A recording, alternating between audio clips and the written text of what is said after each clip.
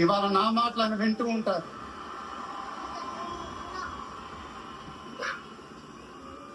ఆయన ఆశీస్సులు ఎప్పుడు మనతోనే ఉంటాయి. ఇది నా డ్రీమ్ ప్రాజెక్ట్. ఒక రకంగా చెప్పాలంటే once in a life time project. దీనికి ఎంత కష్టపడాలో అంత కష్టపడతాను. I'll make everyone proud. Most importantly, I'll make my director the most proud.